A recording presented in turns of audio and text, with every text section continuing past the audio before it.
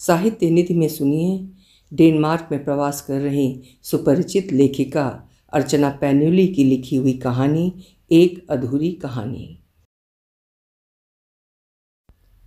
कभी कभी हमें इतिहास के पन्नों में झांक लेना चाहिए।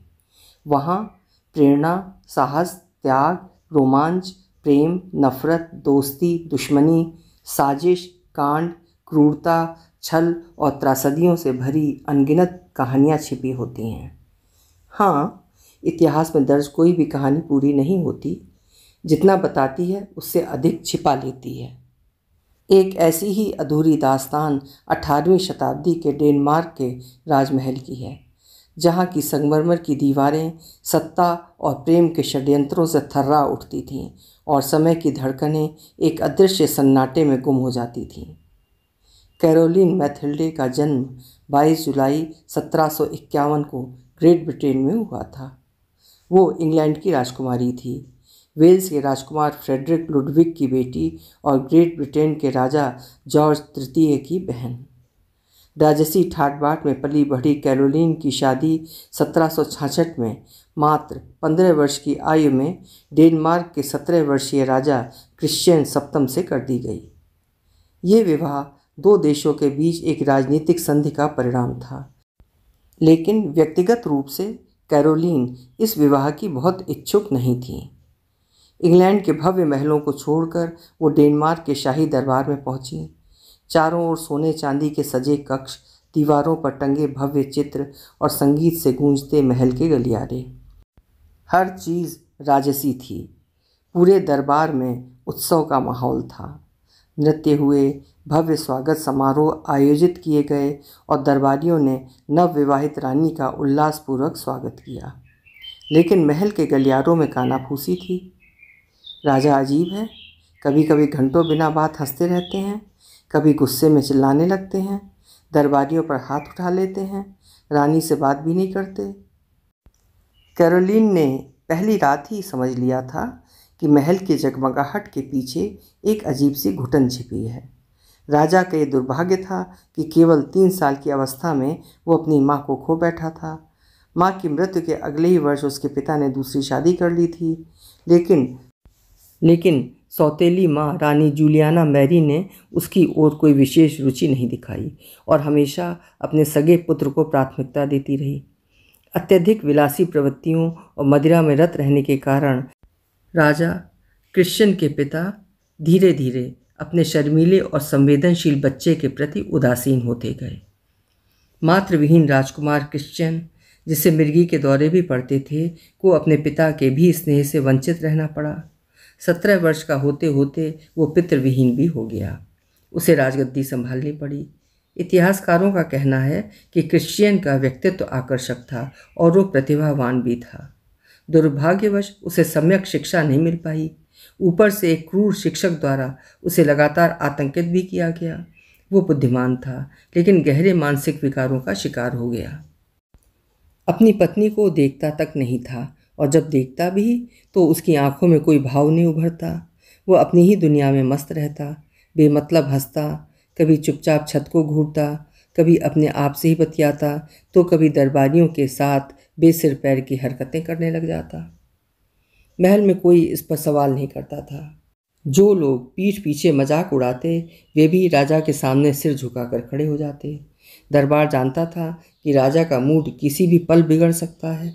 उसकी आत्मा पर एक ऐसा अंधेरा छाया था जिसे आज की दुनिया सिजोफ्रेनिया कहती है, लेकिन तब इसे पागलपन समझकर नज़रअंदाज कर दिया जाता था। कभी कभी वो इतना हिंसक हो जाता कि महल के लोग डरकर दूर भाग जाते। कैरोलिन भी उसके सनकी व्यवहार से भयभीत रहती। निरंकुश सम्राट, देखा जाए तो पूरी तरह से अनुपयुक्त। दरबार असमंजस में था। क्या किया जाए? कोई विद्रोह नहीं कर सकता था, ना ही उसे हटाने की हिम्मत जुटा पाता था। शादी के 2 वर्ष बाद जनवरी 1768 में कैरोलिन ने एक पुत्र को जन्म दिया। भावी राजा फ्रेडरिक छठे का दुनिया में पदार्पण हुआ। महल में खूब जश्न मनाया गया। राज्य का उत्तराधिकारी भी आ गया, लेकिन कैरोलिन के लिए कुछ नहीं बदला। उसके प्रति राजा की बेरुखी वैसी ही बनी रही। उसके दिन उसी अकेलेपन में गुजरते। कभी खिड़की से दूर क्षितिज को देखती, कभी पुराने पत्रों को पढ़ती, कभी अपने भाग्य पर सोचती, तो कभी अपने बचपन की खिलखिलाहट को याद करती। क्या यही नियति थी उसकी? ब्रिटिश राजपरिवार की बेटी और बहन, व्यक्तित्व में सुंदरता और विद्वता दोनों का मणिकांचन संयोग। गुणी होने के बावजूद उसकी शादी एक ऐसे व्यक्ति से कर दी गई जो मानसिक रूप से अस्थिर था, जिसके साथ जीवन की कोई साझेदारी संभव ही नहीं थी। 1768 में महल में एक नए चेहरे की आमद हुई। राजा की बिगड़ती हालत को देखते हुए दरबान ने जर्मनी से एक युवा और कुशल चिकित्सक को बुलाया था, डॉक्टर जोहान फ्रेडरिक स्टूनसी। महामहिम, आप निश्चिंत रहें, स्टूनसी ने आत्मविश्वास से कहा। मैं आपका संपूर्ण उपचार करूंगा। आपके भीतर छिपे अंधकार को हराने के लिए ही मैं यहाँ आया हूँ। उसके दृढ़ शब्दों ने दरबारियों को एक पल के लिए स्तब्ध कर दिया। फिर उनकी मौन स्वीकृति के साथ वो राजा का निजी चिकित्सक बन गया। धीरे धीरे इलाज की प्रक्रिया शुरू हुई। जितना अधिक स्टूनसी ने राजा को समझने की कोशिश की, उतना ही उसे महसूस हुआ कि यह बीमारी सिर्फ मानसिक नहीं थी, ये सत्ता का एक जाल था। राजा अकेला था, दिशाहीन था। उसके आसपास चाटुकारों की भीड़ तो थी, लेकिन कोई ऐसा नहीं था जो उसकी असली परेशानियों को समझे। वो एक ऐसे तंत्र में फंसा था जिसने उसे एक कठपुतली बना दिया था। राजा और राज्य की बिगड़ती स्थिति के बीच जर्मनी से आया ये युवा और प्रतिभाशाली डॉक्टर शाही दरबार के लिए किसी वरदान से कम नहीं था। स्टूनसी सिर्फ एक कुशल चिकित्सक नहीं था, बल्कि विज्ञान और राजनीति दोनों में निपुण भी था। सम्राट का स्वास्थ्य धीरे धीरे सुधरने लगा। स्टूनसी ने राजा के मानसिक स्वास्थ्य पर एक महत्वपूर्ण रिपोर्ट भी लिखी। उसने राजा का विश्वास और स्नेह प्राप्त कर लिया। राजा स्टूनसी को अपना सबसे बड़ा हमदर्द मानने लगा। परिवार और दरबार राजा पर स्टूनसी के प्रभाव से प्रसन्न था।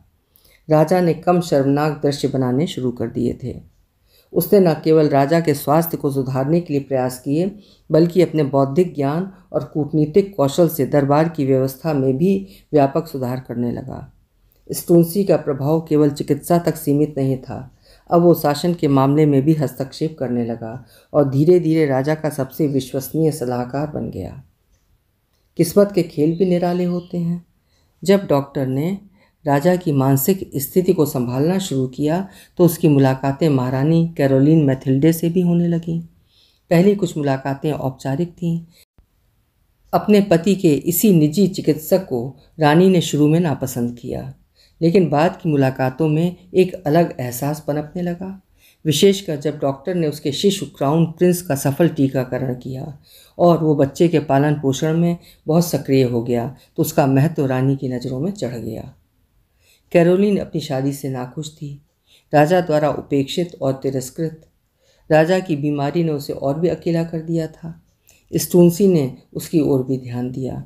उसने रानी की परेशानियों को समझने की कोशिश की, पति पत्नी के बीच सुलह करवाने का प्रयास भी किया, मगर रानी का अकेलापन और स्टूनसी की संवेदनशीलता उन्हें एक दूसरे के करीब ले आए। कैरोलिन और स्टूनसी के बीच निकटता बढ़ने लगी। महल की भव्यता के बीच भी रानी का जीवन सूना था। एक शाम महल के बगीचे में कैरोलिन और स्टूनसी आमने सामने बैठे थे। डॉक्टर, क्या एक शासक का जीवन हमेशा इतना कठिन होता है? रानी ने उदासी से पूछा। स्टूनसी ने उसकी ओर देखा। जीवन कठिन नहीं होता, लोग इसे कठिन बना देते हैं। रानी पहली बार किसी की आंखों में सच्ची हमदर्दी देख रही थी। उसकी मुलाकातें बढ़ने लगीं और वो उससे अपनी परेशानियां साझा करने लगी। स्टूनसी रानी के टूटे हुए दिल पर भी मरहम लगाने लगा। अब उनकी बातचीत साधारण नहीं रह गई थी। एक अनकहा एहसास दोनों के बीच पनप रहा था। बगीचे में देर रात तक चलने वाली मुलाकातें अब एक गहरी चाहत में बदल रही थीं। एक दिन बारिश हो रही थी। रानी बदहवास सी भीगती हुई महल के गलियारे में खड़ी थी। स्टूनसी की नज़र उस पर पड़ी। ठंडी बारिश में भीगती कैरोलिन का चेहरा वीरान था। वो आहिस्ते आहिस्ते उसके पास आया, फिर हल्के से उसका हाथ पकड़ लिया। मैं आपको इस कैद से निकालना चाहता हूँ, उसने कहा। रानी खामोश रही, लेकिन उसकी आंखों में भावनाओं का सैलाब उमड़ रहा था। डॉक्टर, मेरी शादी महज एक राजनीतिक समझौते का हिस्सा थी। मैं शाही विवाह का अभिशाप झेल रही हूँ। सम्राट मेरी तरफ देखते तक नहीं हैं।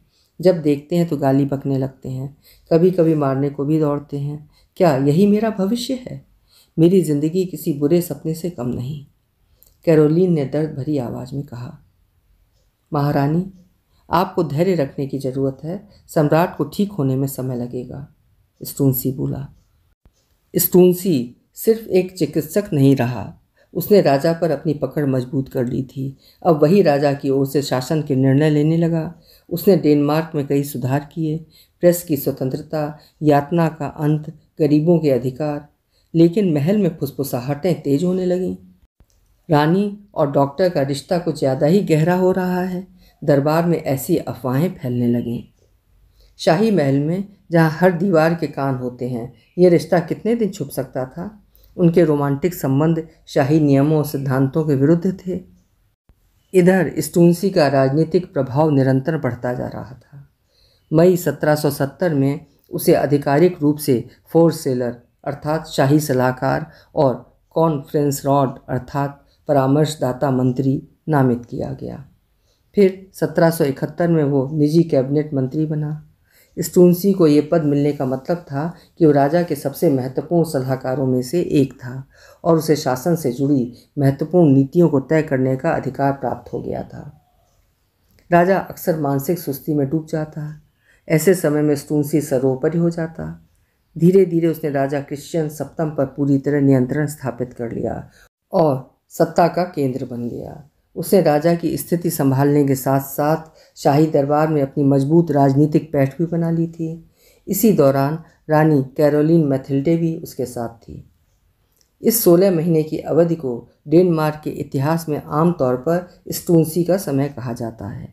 ये एक युग था जिसमें उपचार, सत्ता, सुधार, प्रेम और षड्यंत्र सभी एक दूसरे से गुथे हुए थे। सत्ता के खेल में दोस्त और दुश्मन दोनों होते हैं। महल के भीतर हर कोई स्टूनसी के बढ़ते प्रभुत्व को स्वीकार नहीं कर पा रहा था।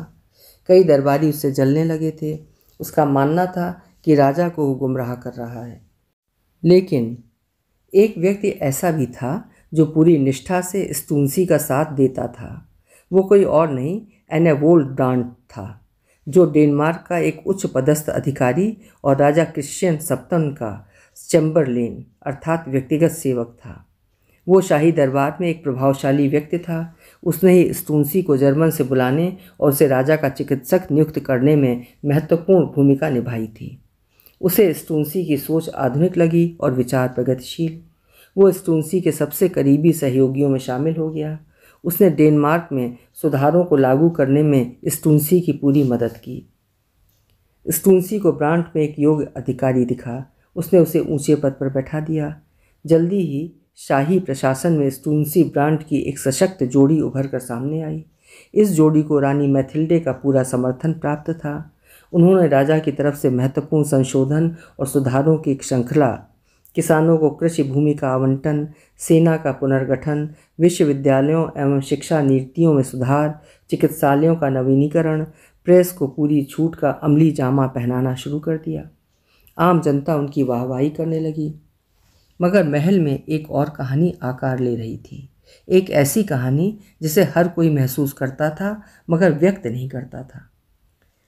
रात के अंधेरे में मोमबत्तियों की मध्यम रोशनी में कैरोलीन और स्टूनसी अक्सर एक दूसरे की आंखों में खो जाते। उनके बीच अब कोई औपचारिकता नहीं बची थी। उनकी मुलाकातें भावनाओं की भाषा बोलने लगी थीं। परंतु महलों में प्रेम जितनी तेज़ी से पनपता है, उससे भी ज़्यादा तेज़ी से नफरत की दीवारें खड़ी हो जाती हैं। दरबार के कई रईसों और शाही परिवार के सदस्यों को ये बर्दाश्त नहीं था कि एक विदेशी डॉक्टर डेनमार्क की सत्ता पर अपनी पकड़ मजबूत कर रहा है, वो भी रानी के साथ मिलकर।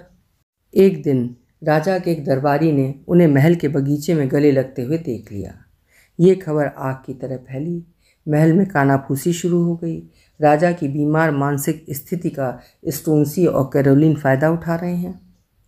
स्टूनसी के प्रभाव और रानी के साथ उसके संबंधों ने दरबार में शक्तिशाली दुश्मनों को जन्म दिया। इसमें क्रिश्चियन सप्तम की सौतेली माँ रानी जूलियाना मारिया और उसका बेटा प्रिंस फ्रेडरिक विशेष रूप से शामिल थे। रानी जूलियाना मारिया अन्य दरबारियों के साथ मिलकर स्टूनसी और कैरोलिना को सत्ता से हटाने की साजिश रचने लगी। वो क्रिश्चियन से सत्ता छीनकर अपने बेटे फ्रेडरिक को देना चाहती थी। उन्होंने राजा के कान भरने शुरू कर दिए। स्टून्सी के रानी के साथ संबंध राष्ट्र के लिए अपमानजनक हैं।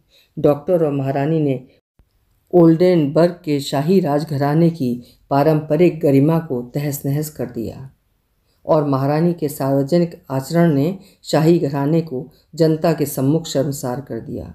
ये रिश्ता किसी भी कीमत पर समाप्त होना चाहिए, चाहे इसके लिए उन्हें कोई भी कदम उठाना पड़े। हालांकि राजा को स्टून्सी के खिलाफ भड़काना आसान नहीं था। स्टून्सी ने राजा की मानसिक स्थिति काफ़ी हद तक सुधारी थी। स्वाभाविक था कि इसके कारण राजा उससे काफ़ी प्रसन्न था। कैसे वे सम्राट को स्टून्सी के खिलाफ करें, कैसे वे राजा के सम्मुख कैरोलिन और स्टून्सी के करीबी दोस्ती और रोमांटिक संबंधों का खुलासा करें। दरबारियों में बेचैनी थी। उनका मानना था कि राजा ठोस प्रमाण मांगेगा, परंतु कुछ भी हो जाए वे इसे साबित करने के लिए हर संभव प्रयास करेंगे। कैरोलिन और स्टून्सी इन साजिशों से बेखबर अपने प्रेम में डूबे रहे। महलों की दीवारें अक्सर राज छुपाती हैं, लेकिन कुछ कहानियाँ इतनी गहरी होती हैं कि उनकी गूंज सदियों बाद भी सुनाई देती है। 1771 की गर्मियों की शाम डेनमार्क के शाही महल में इतिहास का एक नया अध्याय लिखा जा रहा था। प्रेम, सत्ता और साजिशों का अध्याय। रानी कैरोलिन मैथिल्डे और जर्मन चिकित्सक डॉक्टर जोहान फ्रेडरिक स्टून्सी का संबंध अब किसी रहस्य से परे था। उनकी प्रेम कहानी ने डेनमार्क के शाही दरबार को हिलाकर रख दिया था।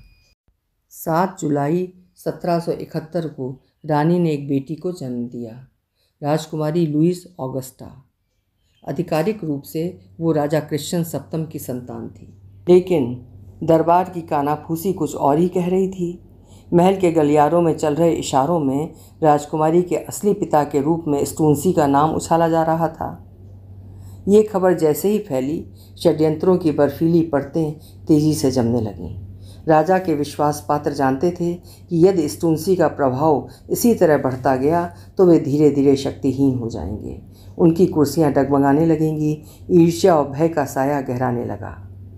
राजा को अब सब कुछ बता देना चाहिए। ये विदेशी डॉक्टर डेनमार्क की पूरी बागडोर अपने हाथ में लेना चाहता है।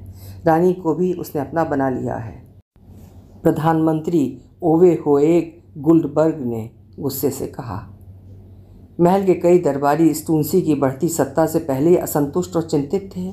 उसके खिलाफ दुर्भावना सुलगने लगी थी, लेकिन जब उन्होंने नवजात राजकुमारी के चेहरे पर स्टून्सी की झलक देखी तो उनकी चिंता आक्रोश में बदल गई।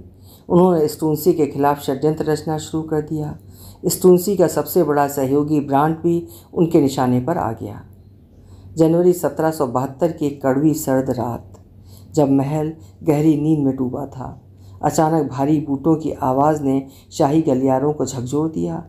सैनिकों के पदचाप एक अनहोनी की घोषणा कर रहे थे। गिरफ्तार कर लो उसे। राजा के आदेश पर स्टून्सी को उसके कक्ष से घसीट कर बाहर निकाला गया। रानी कैरोलिन अपनी आंखों के सामने ये दृश्य देखकर स्तब्ध खड़ी रह गई। तुमने मेरे राज्य को भ्रष्ट कर दिया? राजा क्रिश्चियन सप्तम चीख उठा। नहीं महामहिम, मैं केवल आपकी भलाई चाहता था।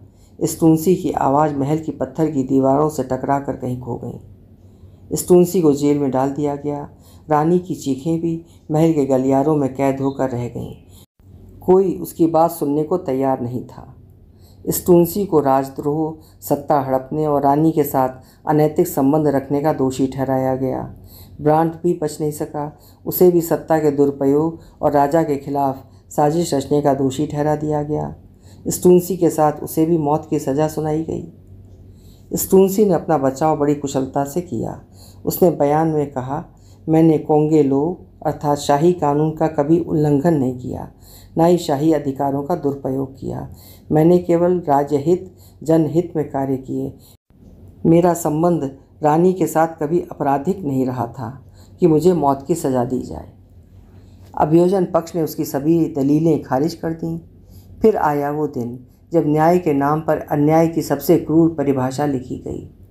जनता के सामने एक सर्द सुबह स्टून्सी और ब्रांट को फांसी पर चढ़ा दिया गया। तलवार चली और 2 सिर धड़ से कट गए। भीड़ चुप थी, लेकिन सियासत मुस्कुरा रही थी। उनके कटे हुए सिरों को भालों पर टांग कर प्रदर्शित किया गया। सत्ता को चुनौती देने की ये सज़ा थी।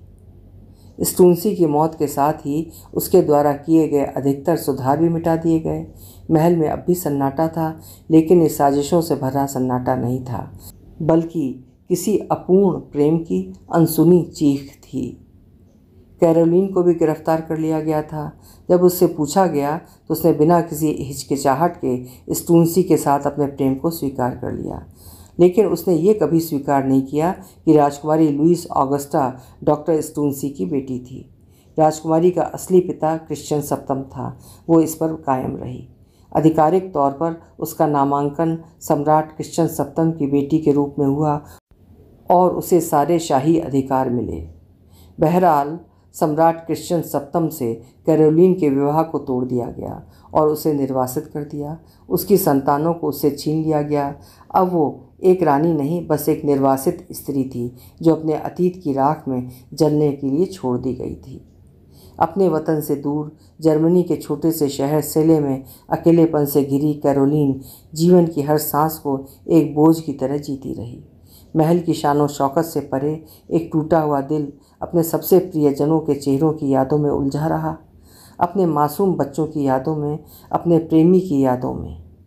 1775 में मात्र 23 वर्ष की उम्र में उसने इस दुनिया को अलविदा कह दिया, लेकिन जाते जाते भी उसके अधरों पर सिर्फ एक नाम था, डॉक्टर स्टून्सी का। डेनमार्क की महलों की दीवारें आज भी इस प्रेम कहानी की गूंज अपने भीतर छुपाए हुए हैं। ये कहानी प्रेम और क्रांति के उस मिलन की है जिसने सत्ता के अंधे खेल को चुनौती दी। राजगृहों की ऐसी दास्तानों की परिणति ऐसी ही होती है। ये भी त्रासदी और बर्बरता की भेंट चढ़ गई। शायद राजा को भी महसूस हुआ।